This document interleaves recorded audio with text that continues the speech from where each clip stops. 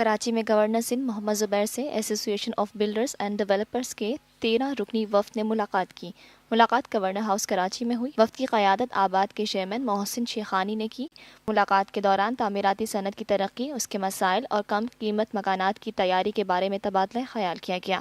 اس موقع پر گورنر سندھ محمد زبیر نے کہا کہ ہاؤسنگ کراچی کے شہریوں کا ایک بڑا مسئلہ ہے۔ شہریوں کو رہائش کی دستیابی میں آباد کا کردار اہمیت کا حامل ہے۔ انہوں نے کہا کہ 1 لاکھ سے کم لاگت رہائشی یونٹس کی فراہمی کے لیے آباد کا منصوبہ نہایت خوش آئند ہے۔ اس موقع پر چیئرمین محسن شیخانی نے کہا کہ حکومت کے تعاون سے کم قیمت رہائشی یونٹس بنانے کے لیے تیار ہے۔